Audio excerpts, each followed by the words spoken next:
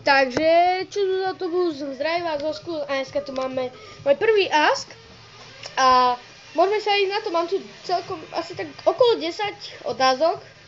No, čo by si urobil, ak na teba zaútočil slon? Kebyže na mňa zaútočí slon, čože nie je pravda, pretože by som musel byť Austrália alebo tak kde tam, ale kebyže som zoo a náhodou ujde, tak by som utekal preč. Alebo by som mu dal k nemu myš a on by začal panikáriť.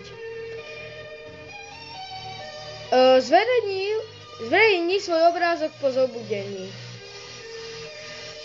To neviem, ale možno uvidíme. Myslíš si, že si dobrý človek?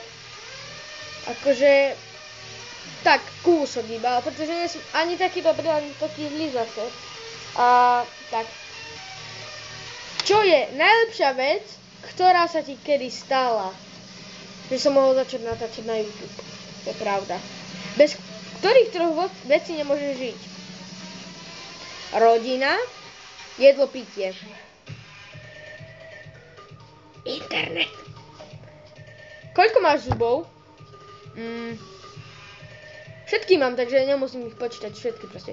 Veríš v karmu?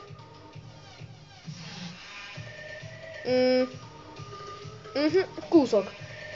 Čo dokážeš, čo iní nedokážu? Kebyže, no, počkaj, ja mám teraz rukavice, pozerajte. Ako mi to skáče, neviem, či to je vidno. Alebo ešte viem vyklbiť si no nie, že vyklbiť, ale tak a ono mi preskočí. A to by každý musel ísť ku mňa iba tak, ale to je fakt dosť nechutné. Teraz som bol tam, tak ho zoberieme. A čo pozeral oco? Moje videjka. Jesus. Ak by to bolo možné, rozhodol by si sa byť nesmrteľný.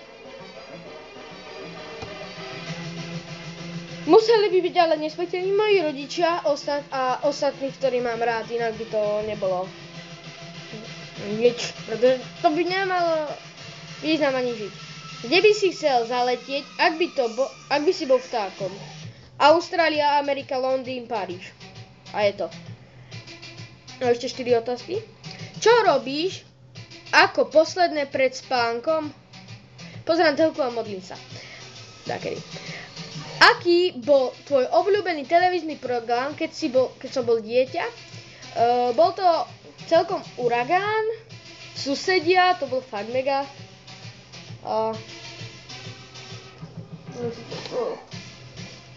Neviem, takéto Susedia to boli to mám ešte tam, mám kazety, milión, dobre, že nie, ale stále ma to baví pozerať.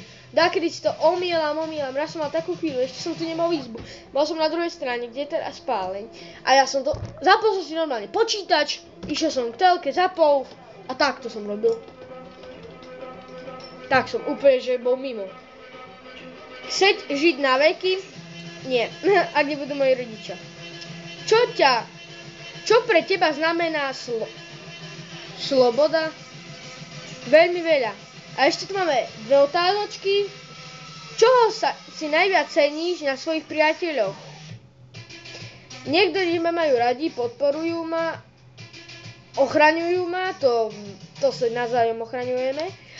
A posledná otázka, ako budeš oslavovať Silvester?